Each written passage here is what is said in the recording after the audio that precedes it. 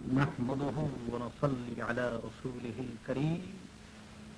أعوذ بالله من الشيطان الرجيم. بسم الله الرحمن الرحيم. شهر رمضان الذي أنزل فيه القرآن.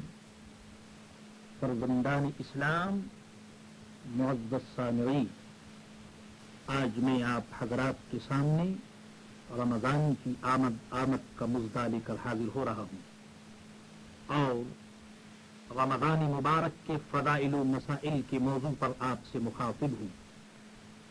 اس ماہ مبارک کی عزت و عظمت پر اس سے بڑھ کر دلیل اور کیا ہو سکتی ہے کہ اس میں فضائل و برکات کا سرچشمہ قرآن مقدس کا نزول ہوا.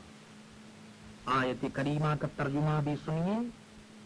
ارشاد باری ہے: ماہ رمضان جس میں اتارا گیا قرآن، مبارک وہ جو اس کی خیر و برکت کو حاصل کرے، اور محروم اور پورا محروم وہ جو اس سے محروم رہے.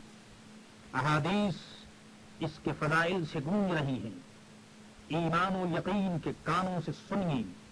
اللہ کے رسول حضرت محمد مصطفیٰ صلی اللہ تعالی علیہ وسلم ارشاد فرماتے ہیں: اس مبارک ماہ میں آسمان، جنت، رحمت کے دروازے کھول دیے جاتے ہیں اور جہنم کے دروازے بند کر دیے جاتے ہیں. شیاطین زنجیروں میں جکڑ دیے جاتے ہیں. اس مہینے میں مسلمان کی موت شہادت ہے. سنیے، ارشاد مقدس ہے: جنت کے 8 دروازے ہیں، ان میں ایک دروازہ کا نام ریان ہے. یہ دروازہ صرف روزہ داروں کے لیے مخصوص ہے. علماء کرام فرماتے ہیں جو اس دروازے پر پہنچے گا اس کی پیاس بجھ جائے گی اور فرحت و سرور سے اس کا دل باغ باغ ہوگا. انعام خداوندی کے صدقے اور نعمت ربانی کے قربان جائے گی کہ ایمان والوں کے لیے ان حدیث میں کن کن نعمتوں کی بشارت دی گئی ہے اور اکرام و انعام کے کیسے کیسے دریا بہائے گئے ہیں. اور یہ سب کچھ اس لیے ہے کہ جو مسلمان اپنی بدنصیبی سے اب تک گناہوں میں مشغول رہا ہو، وہ سچے دل سے توبہ کر کے اللہ تعالی اور اس کے بندوں کے حقوق ادا کرے اور پھر اللہ کی رضا کے لیے محبت و خلوص کے ساتھ رمضان کے روزے رکھے. ایسے شخص کے متعلق قدرت کا فیصلہ ہے کہ وہ اس کے پچھلے گناہ معاف فرما دے گا. وہ مسلمان کتنے بے غیرت ہیں جو بے عذر برسر بازار لوگوں کے سامنے کھاتے پیتے ہیں اور اس طرح رمضان کی حرمت کو پامال کرتے ہیں اور مغفرت کی بجائے معصیت کماتے ہیں. حضرات سامعین، رمضان مقدس کے روزے پر ثواب کا اندازہ کون کر سکتا ہے؟ اور کوئی اندازہ کرے بھی تو کیا کرے جب ثواب کا دینے والا اللہ تعالیٰ ہی یہ فرمائے کہ روزہ خاص میرے لیے ہے، اس کی جزا وہ دوں گا جو کسی کے وہم و گمان میں نہیں آ سکتی. سبحان اللہ! یہ انعام و اکرام کہہ رہے ہیں کہ روزہ دار اللہ کا محبوب ہوتا ہے. اور اس کی محبوبیت پر یہ حدیث بھی کتنی چمکتی ہوئی شاندار دلیل ہے. فرمایا: روزہ دار کے منہ سے جو بو نکلتی ہے اللہ کے نزدیک وہ مشک کی خوشبو سے بھی زیادہ محبوب ہے. اللہ اکبر! جب روزہ دار کے منہ کی خوشبو اللہ کو محبوب ہے تو پھر روزہ دار کے محبوب ہونے میں کیا شبہ باقی رہ جاتا ہے؟ اور پھر اس طرح روزہ دار کی ایمانی قوت کا اعلان کیا جاتا ہے کہ قیامت کے دن دوزخ بھی روزے دار کا کچھ نہ بگاڑ سکے گی.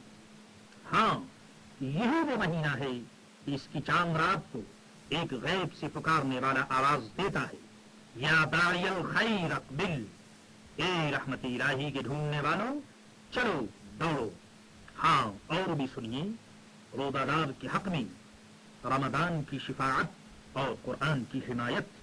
قیامت کے دن جب نفسی نفسی کا شور ہوگا، ایک روزہ دار کی 2 حمایتی رمضان اور قرآن اس طرح رب کی بارگاہ میں اپنی شفاعت پیش کرتے ہوئے عرض کریں گے.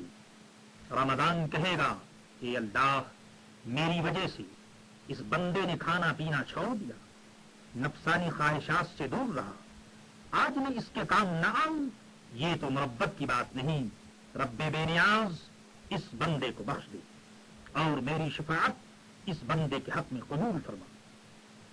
قرآن مقدس کا یوں ارشاد ہوگا، خدا بندہ اس بندے نے تمام رات میری وجہ سے جاگ جاگ کر صبح کر دی، آج اس کو اچھا بدلہ عطا فرما۔ ارشاد باری ہوگا، تمہاری سفارش منظور ہے، ہم نے اس کو بخش دیا۔ ہاں ہاں، اللہ کے آخری رسول حضرت محمد مصطفیٰ صلی اللہ تعالی علیہ وسلم کا وہ عظیم خطبہ جو آپ نے رمضان سے ایک دن پہلے ارشاد فرمایا، غور سے سنیے اور ماہ مبارک کی عزت و عظمت کی بلندیوں کا نظارہ کرتے چلیے۔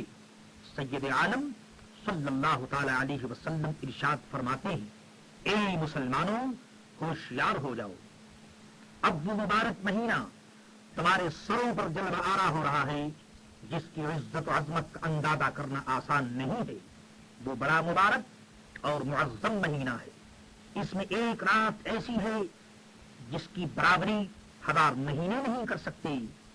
اس مہینے کے روزے اللہ تعالیٰ نے تم پر فرض فرمائے اور رات کا قیام یعنی تراویح سنت کیا۔ اس مبارک مہینے میں ایک نفل کا ثواب اور مہینے کے فرض کے ثواب کے برابر ہے، اور فرض کا ثواب اور مہینے کے 70 فرض کے ثواب کے برابر۔ اللہ اکبر۔ اس شاہکار خطبے میں مسلمانوں کو جس انداز سے ہوشیار کیا گیا ہے اور رمضان کی آمد کا مژدہ جس طرح سنایا گیا ہے، افسوس کہ آج ملت اسلامیہ اس کے بالکل برعکس اس ماہ مبارک کی عزت و رفعت سے بالکل بے خبر اور فانی دنیا کی فانی لذت کا شکار ہے۔ آئیے انہی حدیثی جلووں کی روشنی میں کچھ مسائل بھی سماعت فرماتے چلیے۔ روزے کی حقیقت یہ ہے کہ دل، آنکھ، کان، ہاتھ، پاؤں، زبان سب کا روزہ ہو۔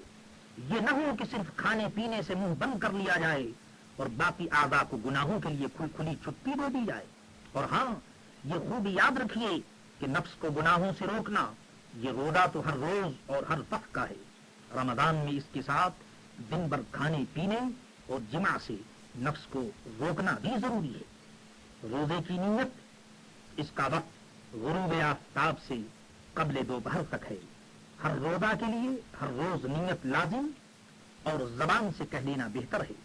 اگر نیت رات سے ہو تو یوں کہے، نویت ان اصوم غدا للہ تعالی من فرض رمضان ھذا، اور اگر نیت دن میں کرے تو اس طرح کہے، نویت ان اصوم ھذا اليوم للہ۔ ہاں، یہ یاد رکھیے کہ نیت رات میں کر لینا مستحب ہے۔ اگر کوئی شخص نیت کر کے سو گیا پھر رات میں اٹھ کر کھایا پیا تو پہلی نیت کافی ہے، دوبارہ نیت کی ضرورت نہیں۔ سحری کا وقت صبح صادق تک ہے، یعنی جو وقت صبح کی اذان کا ہے اس سے پہلے سحری کھا لینا چاہیے۔ سحری کھانا سنت اور ذریعہ برکت ہے۔ سحری میں تاخیر کرنی بھی سنت ہے، مگر اتنی تاخیر نہ ہو کہ سحری کے وقت میں شک ہو جائے۔ سحری ضرور کی جائے، اگرچہ ایک چلو پانی ہی سے کیوں نہ ہو۔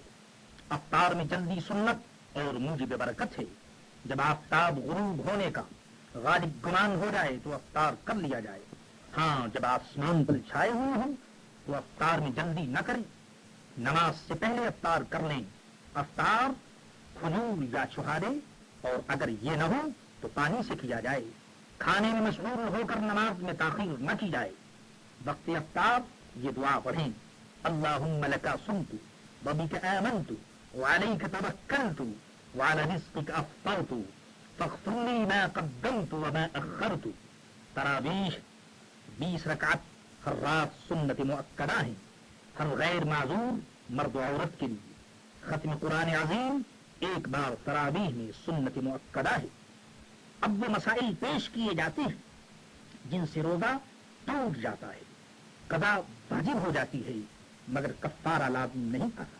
وہ مسائل یہ ہیں، کلی کرنے میں پانی حلق کے نیچے اتر گیا، ناک میں پانی ڈالنے میں دماغ تک پانی چڑھ گیا، قصدن منہ بھر کھانے کی، پت یا خون کی قے کی، منہ بھر قے خود آئی اور چنے برابر یا زیادہ نگل لی، چنے برابر یا زیادہ کھانا دانتوں میں اٹکا تھا، نگل گیا، ناک میں دوا سونک لی، کان میں دوا یا تیل ڈالا، حقہ، بیڑی، سگریٹ، سگار وغیرہ پی لیا، پان کھا لیا، اگرچہ پیک تھوک دے اور حلق تک نہ جائے، ان تمام صورتوں میں روزہ دار ہونا یاد ہے تو روزہ جاتا رہا، قضا واجب ہو گئی مگر کفارہ نہیں۔ ہاں یاد رکھیے، جن کا روزہ فاسد ہو جائے ان پر اور حیض و نفاس والی عورتوں پر جب وہ دن میں پاک ہوں واجب ہے کہ پورے دن روزے کی طرح رہیں، اور اب روزہ کی حالت میں جو مکروہات ہیں وہ پیش کیے جاتے ہیں۔ سنیے، جھوٹ نہ بولے، کسی کی غیبت نہ کرے، بےہودہ اور فحش باتیں زبان سے نہ نکالے، چیخنے چلانے لڑنے سے بچے، جوا، شطرنج، تاش وغیرہ کوئی ناجائز کھیل نہ کھیلے، سنیما یا کوئی تماشا اور فضول باتیں ہوں وہاں نہ جائے۔ حدیث میں ارشاد ہے کہ ان باتوں سے روزہ رکھنا اور نہ رکھنا برابر ہو جاتا ہے۔ ارشاد مقدس ہے، کم من صائم لیس لہ من صومہ الا الجوع والعطش، یعنی بہت سے روزہ دار ایسے ہیں کہ ان کو روزہ میں بھوک اور پیاس کے علاوہ کچھ اور حاصل نہیں ہوتا۔ دوسری جگہ ارشاد فرمایا، 5 روزہ دار ایسے جن کا روزہ رکھنا نہ رکھنے کے حکم میں ہے۔ فرمایا، جھوٹ بولنے والا، پیٹ پیچھے کسی کی برائی کرنے والا، چغلی کرنے والا، جھوٹی قسم کھانے والا، بری نظر سے غیر عورت کو دیکھنے والا۔ ہاں یہ مسئلہ بھی یاد رہے کہ روزہ میں ایسا کام کرنا جائز نہیں جس سے روزہ توڑنا پڑے۔ مزدور اور محنت کا کام کرنے والے اتنا ہی کام کریں کہ روزہ رکھ سکیں۔ ہاں ان عورتوں کو بھی خوب سوچ لینا چاہیے کہ جو لوگ محنت کا کام کرتی ہیں وہ اتنا ہی کام کریں جس سے ان کا روزہ سلامت رہے۔ اور ان صورتوں کو بھی یاد رکھیے جن سے روزہ نہیں جاتا، وہ یہ ہیں: بھول کر کھانے پینے، جمع کرنے، خود بخود قے ہو جانے، یا منہ بھر سے کم قے کرنے، یا قے کے خود لوٹ جانے، یا بلغم کی قے ہونے، خوشبو سونگنے، سر یا بدن پر تیل ملنے، سرما لگانے، یا آنکھ میں دوا ڈالنے، مسواک کرنے میں کوئی حرج نہیں۔ ان صورتوں میں روزہ نہیں جاتا۔ مسواک کرنا روزے میں بھی سنت ہے۔ شریعت نے بعض معذور لوگوں کو روزہ نہ رکھنے کی اجازت بھی دی ہے، جیسے ایسا بوڑھا کہ روز بروز کمزور ہوگا، نہ اب روزہ رکھ سکتا ہے نہ بظاہر آئندہ رکھ سکے گا، تو اس کو اجازت ہے کہ روزہ نہ رکھے اور ہر روزہ کے بدلے فدیہ دے۔ اگر کوئی بوڑھا گرمیوں میں روزہ نہ رکھ سکتا ہو تو اب افطار کرے اور جاڑے میں روزہ رکھے۔ اگر کسی بوڑھے نے اپنے روزے کا فدیہ ادا کر دیا اور بعد میں اس کو روزہ رکھنے کی طاقت آ گئی تو اس پر روزے کی قضا لازم ہے، فدیہ صدقہ نفل ہو گیا۔ اور مسافر اور ایسا مریض کہ مرض بڑھ جانے یا دیر میں اچھا ہونے کا گمان غالب ہو، اسی طرح حمل والی اور دودھ پلانے والی عورتیں کہ اپنی جان یا بچے کی جان کا صحیح اندیشہ ہو تو ان صورتوں میں روزہ نہ رکھیں، مگر بعد میں ان روزوں کی قضا لازم ہے، اور یہ قضا دوسرے رمضان کے آنے سے پہلے کر لیں۔ ہاں یہ مسئلہ بھی یاد رکھیے کہ اگر سفر میں کسی کو روزہ رکھنے سے کوئی تکلیف نہ ہو تو روزہ رکھنا ہی بہتر ہے۔ اعتکاف رمضان مبارک کی 21ویں رات سے چاند رات تک پچھلے 10 دن کا اعتکاف مسجد جماعت میں سنت کفایہ ہے۔ اگر شہر میں کوئی نہ کرے تو سب گناہگار ہوں گے۔ رب العالمین ملت اسلامیہ کو رمضان مقدس کے برکات و حسنات سے مالا مال کرتے ہوئے اعمال خیر کی زیادہ سے زیادہ توفیق عطا فرما، آمین آمین۔